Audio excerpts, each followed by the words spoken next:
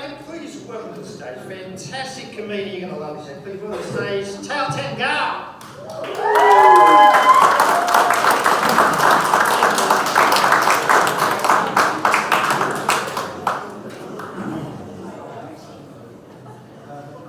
So I used to work in aged care because nothing brings me more joy than to spend time with racist people.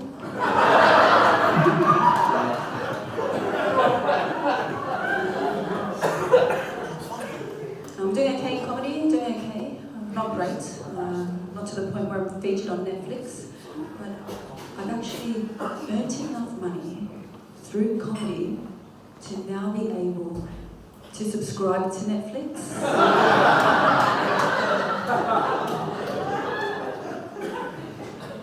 And I notice some people get a bit annoyed when they see couples making out in public.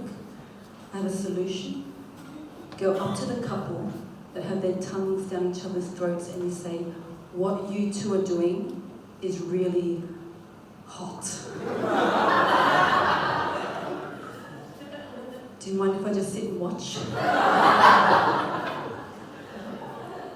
And then you take out a bag of potato crisp and you just watch them. Make sure that you're in earshot distance so they can hear that annoying crunch sound. Every time you take a bite into your crisp, lick your fingers. And then just play with your nipples.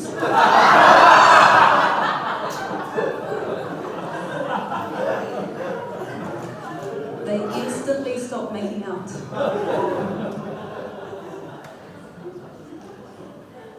So I saw a restaurant the other day called the Standard Indian Restaurant. Standard Indian Restaurant. Not fantastic. Not excellent. Just standard. Can you imagine going into this restaurant and asking the waiter, how's the butter chicken? Standard. How's the lamb rogan josh? Standard. Is a naan bread any good? It's edible. So they don't like to boast. But if you go to a Chinese restaurant, they don't use words like standard. They use words like superior, imperial, Empress Palace. But if you go to a Vietnamese restaurant, you're just hoping that when that waiter serves you that bowl of beef noodle soup, that they're not holding it in a way where they're dipping their thumbnail into the soup. I hate when that happens. Pho with extra thumb. I didn't order thumb yum soup.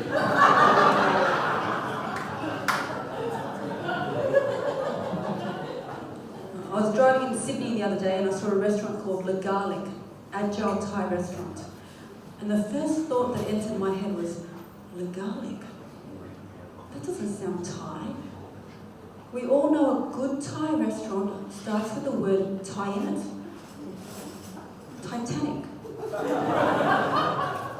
Terrific. Typhoon. Tyrannosaurus Rex.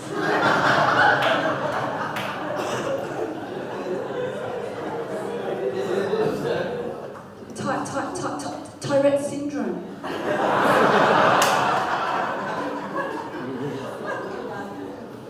Anyways, I googled Le Garlic Agile Thai restaurant to see what they were serving on the menu, and guess what? Permanently closed. So not so agile. Tie me up and play with my balls would have made more sense than Le Garlic.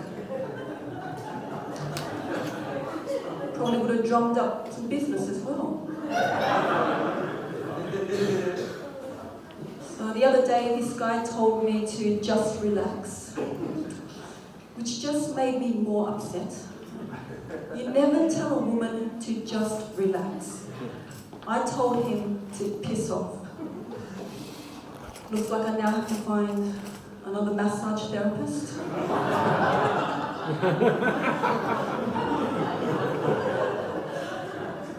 Actually, I'm gender fluid, and there's been times where my toxic masculinity has come out. And I've been verbally abusive. And I've said things like, "You stupid bitch, go to the kitchen and make yourself a sandwich." And there's been other times where my sensitive feminine side has cried while eating that sandwich.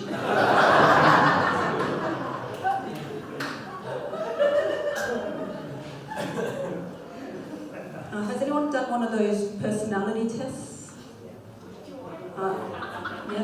Not the Church of Scientology one. The online one, the Myers-Briggs personality test. I did the test and I found out that I am an INTP, an introverted, intuitive, thinking perceiver. Now, some of the traits of an INTP is that we can come across as a little aloof, a little emotionally distant. We also have a tendency to procrastinate. Actually, I have a joke about procrastination.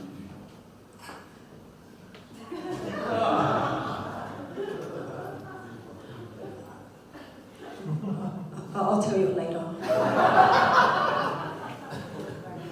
The guy that I was seeing at the time, he also did the personality test, and it confirmed what I had suspected, that we weren't compatible. We discovered that he had no personality.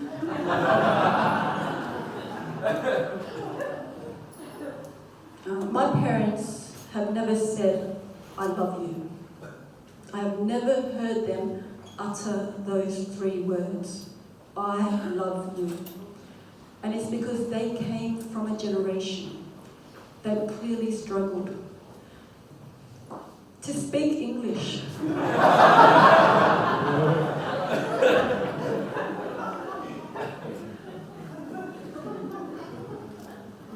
The other day I heard this Asian guy say that he got a tattoo to honour his parents, which I thought was quite strange.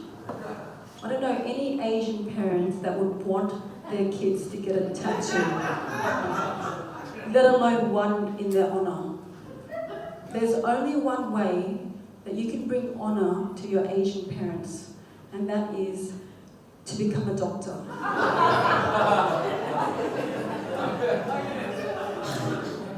Anyone? Or a lawyer, that's true. Anyone here have any tattoos? Yes, a few. Anyone here have any tattoos that they regret? No? No one has any tattoos that they regret? Oh, yeah. Just one? You? You? What tattoo do you have that you regret? A little fish on your arm? And what else? Stick and poke. Well, I've never heard of that. Stick and poke. You want to show it to us? It can't be that bad. It can't be that. Okay. Can everyone see that? It's not too bad. That's fine. That's fine. Honestly, it's fine. No, to make you feel better, I saw this guy with a tattoo of the word family written on the jawline of his face. Now, obviously, he loves his family, right? But if someone in my family had a tattoo like that on their face, I don't think I would be that keen to tell people that we're related. The other day, I saw this guy with a tattoo of a dragon on his leg, all the way from his thighs to his ankles. And that dragon was wrapped around his leg like a dozen times. It didn't suit him. It didn't look right. He had chicken legs.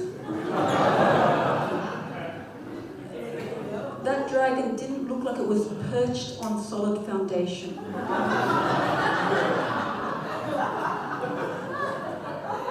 It looked like it was clinging onto a chopstick.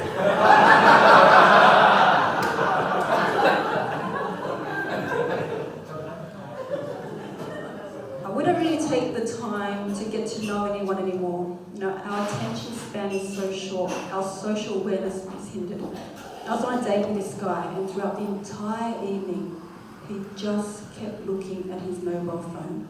It got to the point where I had to say, could you please stop looking at other Tinder profiles? Look at this restaurant.